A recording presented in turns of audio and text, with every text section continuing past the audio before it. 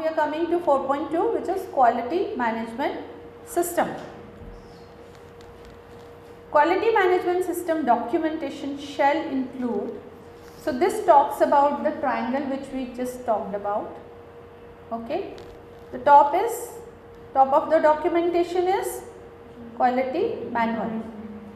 Okay, so quality manual is the top of the document, then QSPs, then SOPs, then your records and other formats, records, textbooks and all those things. This documentation can be in the form of hard copy or soft copy. Again, it's your policy. How do you want it? Depends upon the lab. Quality policy and quality objectives will be part of the quality manual. When we say quality manual is the apex document, policy and objectives will be written in the manual. Okay.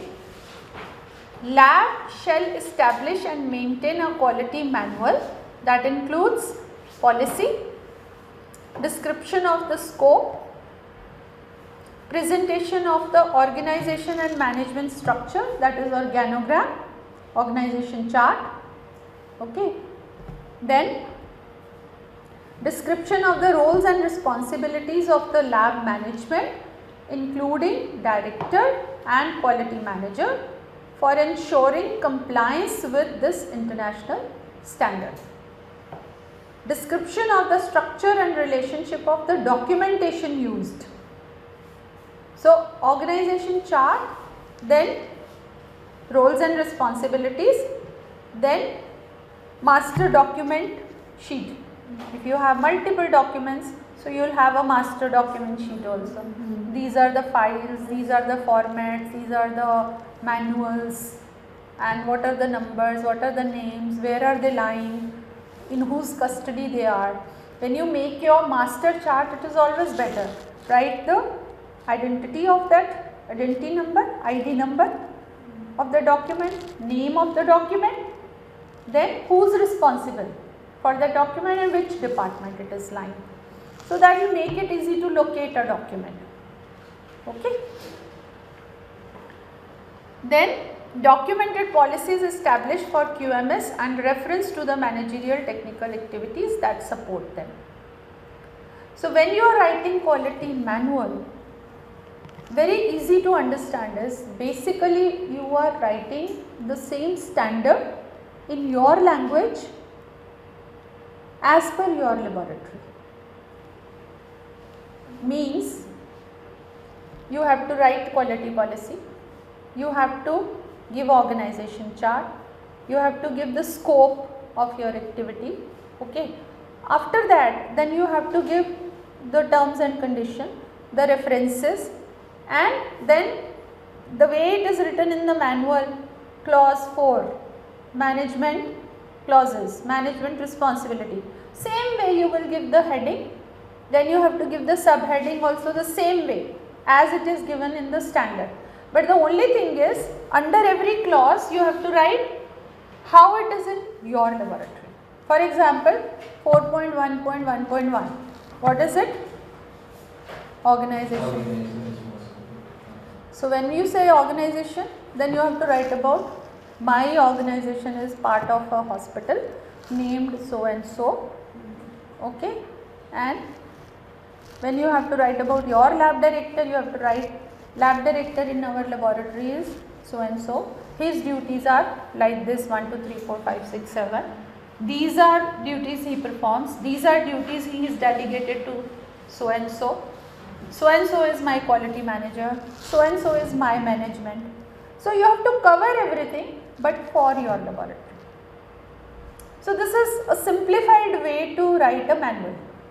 Never copy anybody else's manual, because the moment you have copied a manual is the first thing which goes to your external assessor or to your lead assessor. Immediately will come to know that this is copied. Okay, so write your own manual. Very simple. Pick up the standard, one after the other clause in the same manner. Whatever is written in the standard, you have to write for your own laboratory. right? Then there is a document, as I told you earlier also, document 160,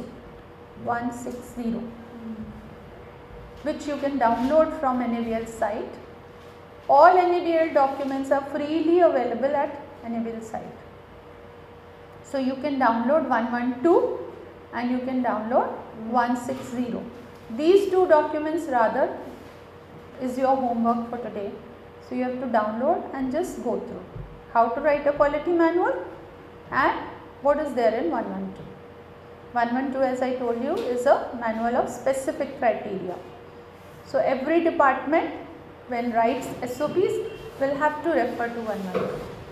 Okay, that how it is implemented in a particular department.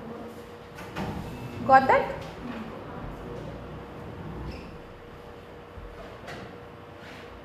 So this was about what all documents are required. Now comes document control. So as I told you in that triangle, have you understood now what all documents are required? Not too much difficult. It is just a matter of understanding what all documents are there. Okay. Now if you come to clause 4.3, document control. So what do you understand by control?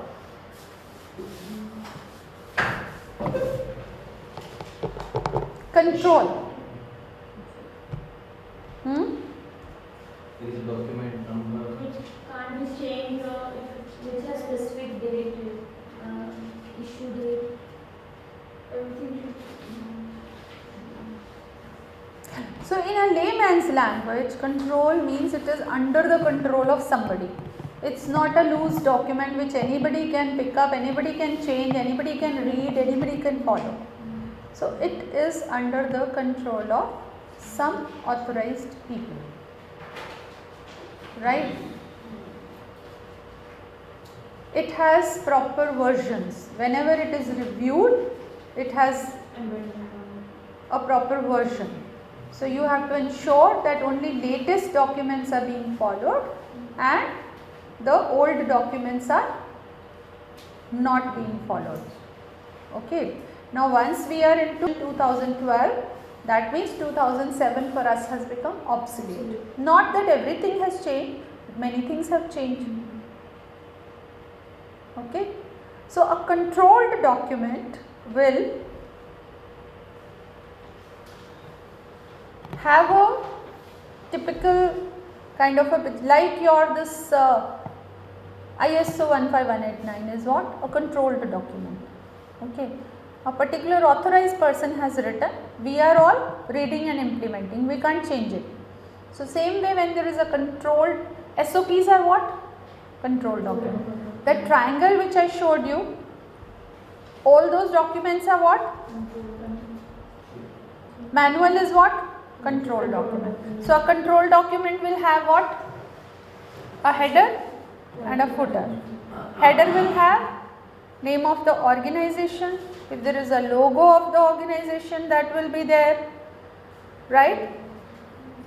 Then the ID of that document, what is the document number, version of the document. Bottom will have issue date of the document, when was it prepared, when was it issued, prepared by whom, reviewed by whom, approved by whom. Okay. So whenever there is a change of version, it will say now version 2, version 3, version 4. Version and revision is the same thing. So that means it is under the control of someone.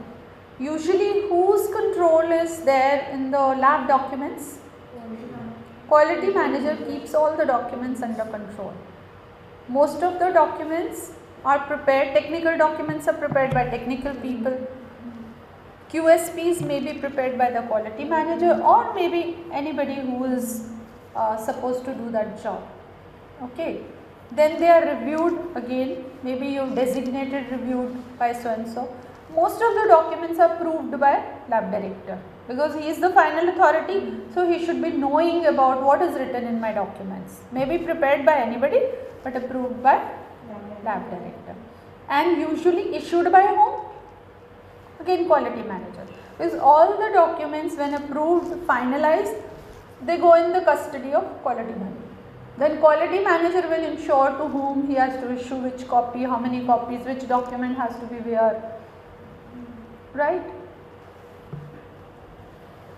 So, lab shall control documents required by the QMS and shall ensure that unintended use of any document is prevented.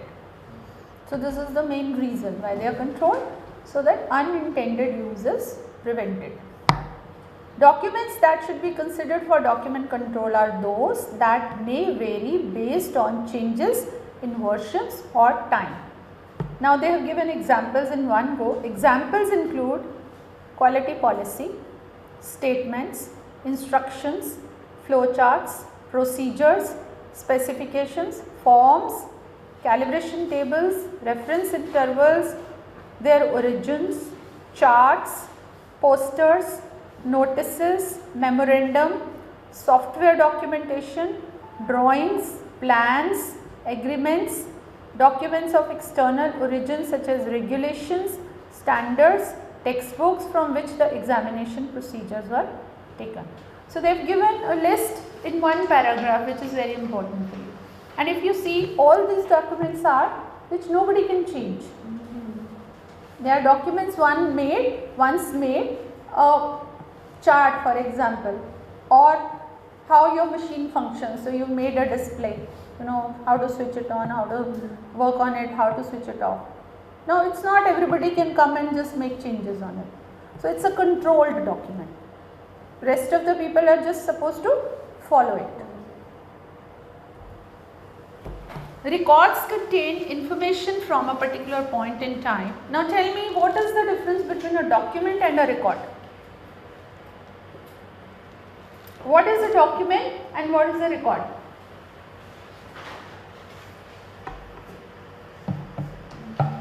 What is a document?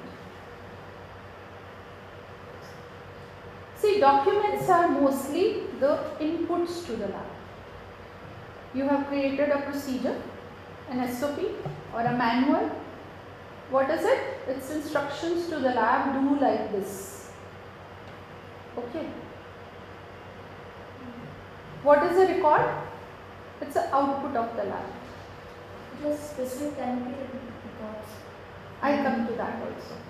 So, document is an input, information for the lab. Record is an output of the lab, which is generated as an information or a data generated out of the lab. For example, your reports. It's a record. Your temperature charts. The temperature was on this date, this. It's a record. Okay. So, there are many records which you are generating. Then, second difference,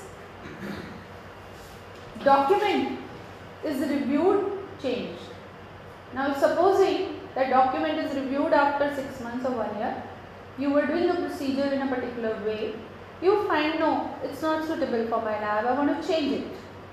You will review and change it, or you change the machine, or you change the methodology. What will you do? You will change your SOP accordingly.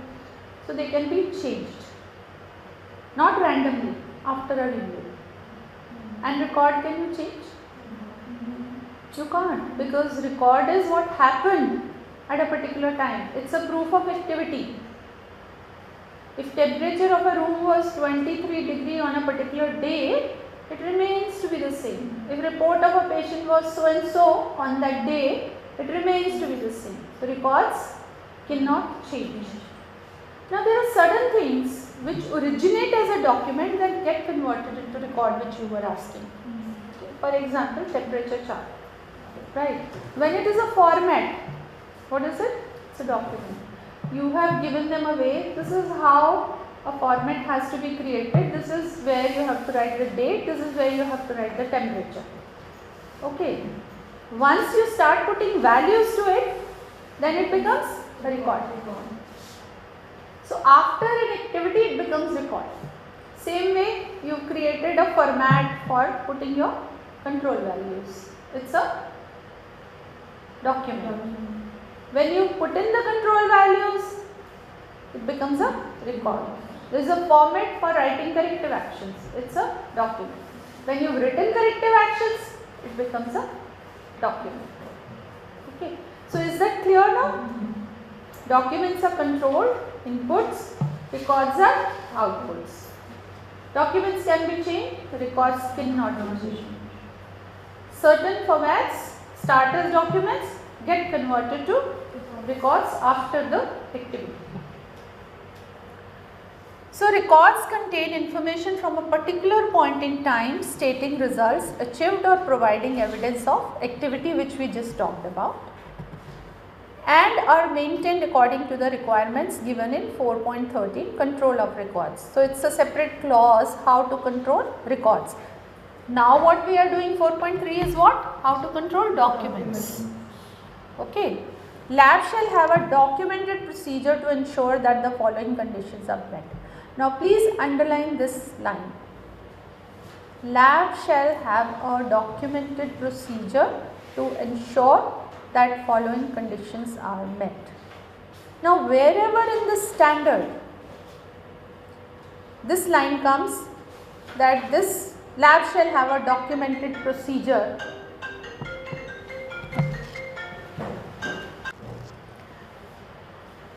now wherever this line comes in the standard that lab will have a documented procedure, that is a QSP. So you have to write a QSP on a quality system procedure on document control. How will you control your documents? That becomes a procedure. Now standard has specifically asked it, and if you have no written procedure for this, it becomes a non-compliance. So it's a major NC. Not having a procedure is a major NC.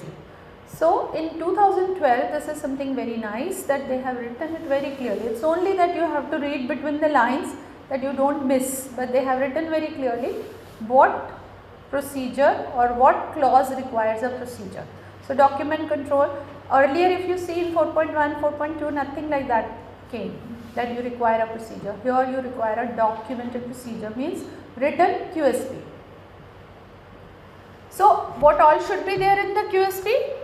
All documents including those maintained in a computerized system issued as a part of QMS are reviewed and authorized personal before issue.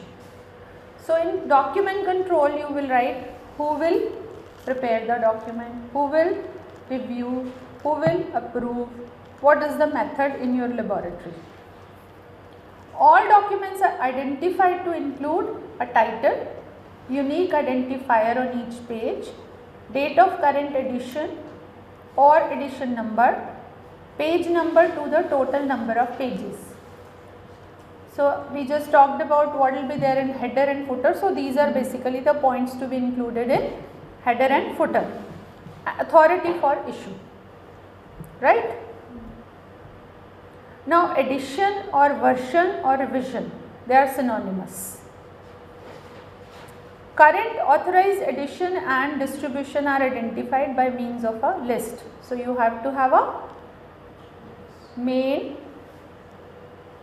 document log. How many documents, what are the identities, what are the names, as I told you just now, where they are placed, who is the authorized person.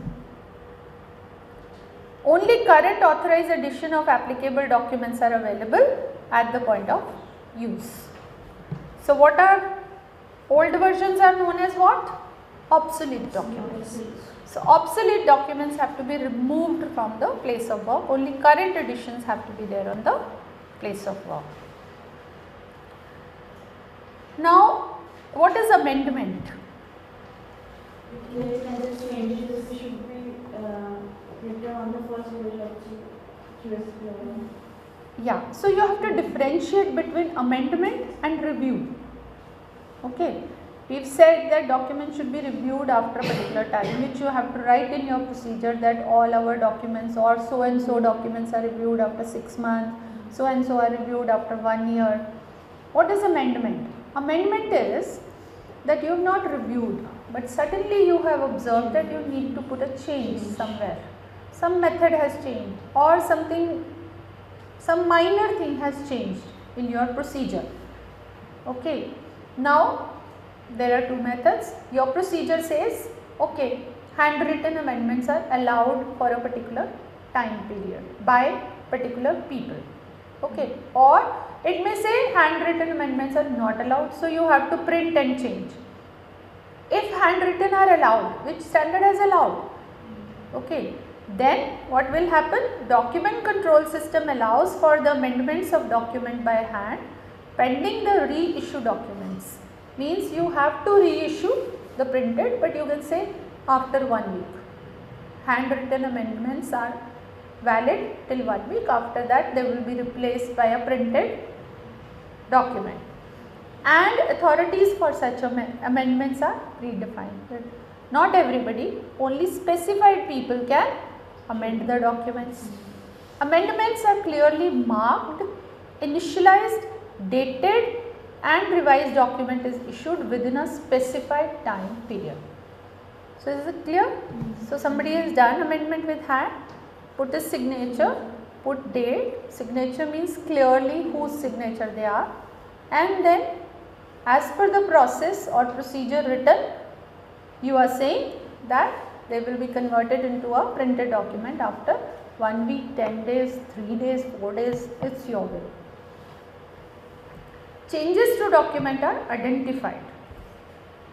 Documents remain legible, periodically reviewed and updated at a frequency that ensures that they remain fit for the purpose. Obsolete controlled documents are dated and marked as obsolete. At least one copy of an obsolete controlled document is retained for a specified time period or in accordance with applicable specified requirements. So one copy of obsolete document is kept as a record that before this the method used was this, but not at the place of use, it should be in the store. So ma'am, amendment and obsolete. Now what's the difference? Obsolete is after you have reviewed. For example, you have a QSP. You have a QSP for, let us say, there is a QSP for document control only. So you now need to amend somewhere that some particular documents which you were keeping for let us say 10 days, okay, or any such change where you need an immediate change, or for example there is a SOP to do glucose, okay, new kit has come, there is some variation in the time to be kept. So somebody has done on that day, now you need to implement that change.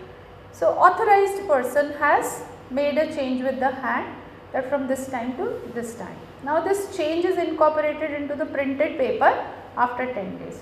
Now this is not review, this is amendment, okay. Now your front page of the same document will have a amendment page where you will write amended on so and so date on page number so and so by so and so.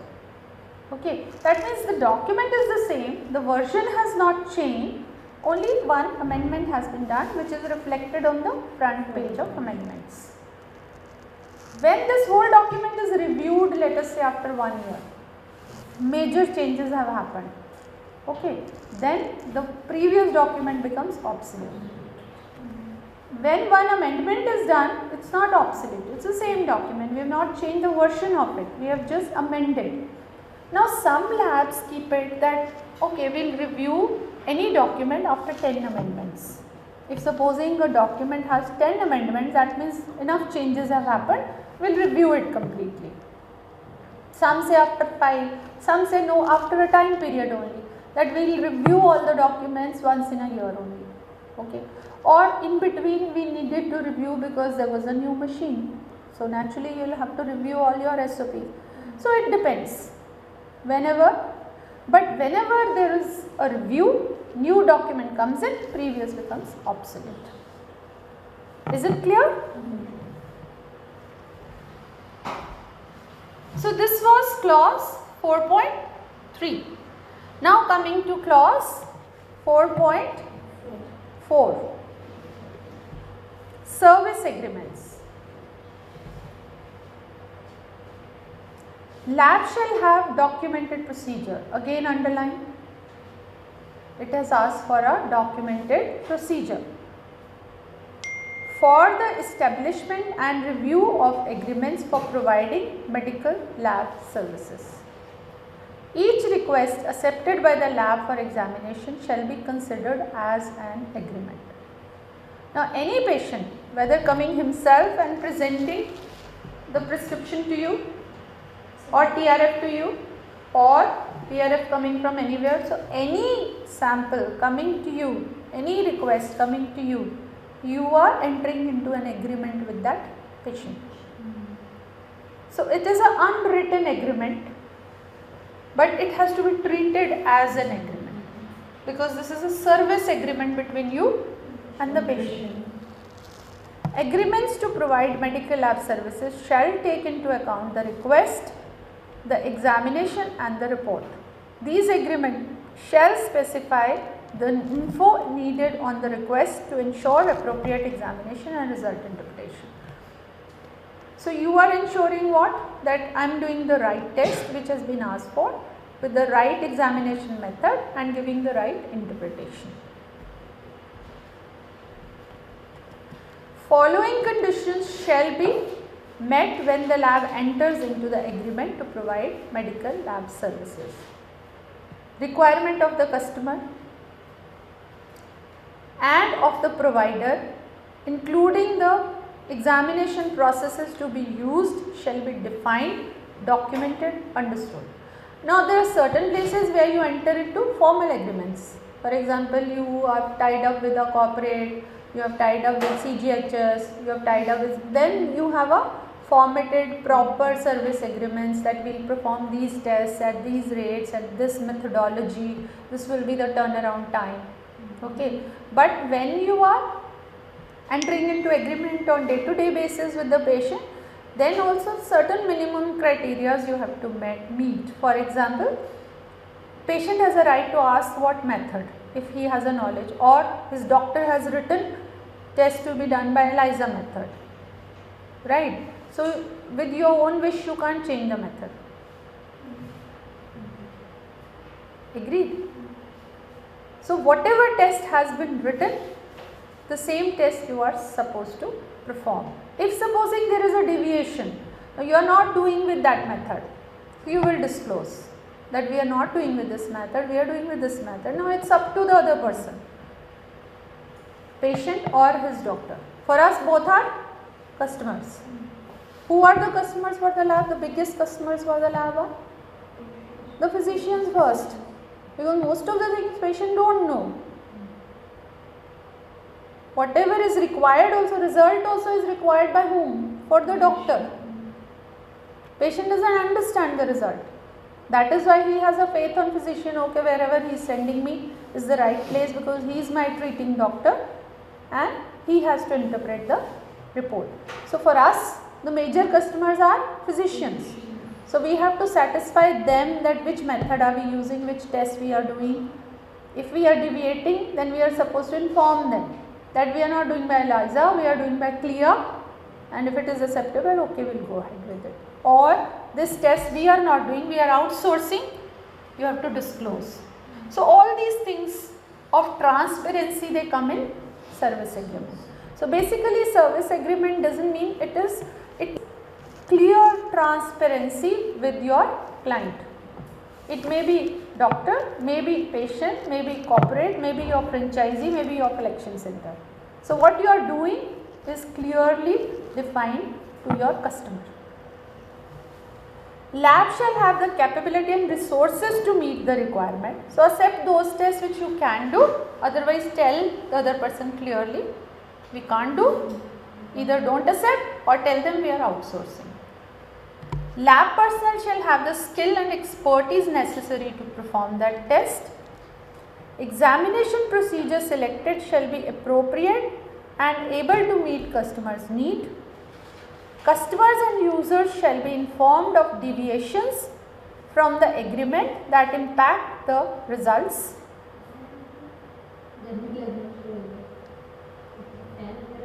पढ़ लो fan ठीक है या AC कर लो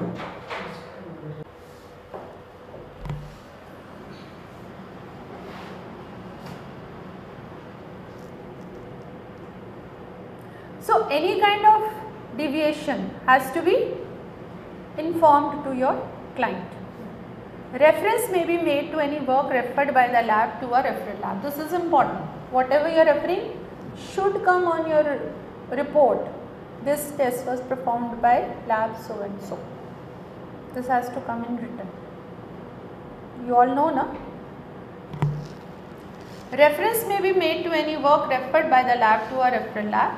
Customers and users may include clinicians, healthcare organizations, third party payment organizations, agencies, pharmaceutical company, patients.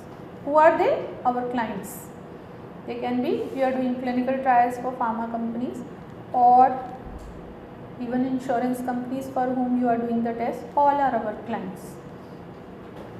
Where patients are customer, there I told you that it is a unsaid agreement, unwritten agreement between customer and you.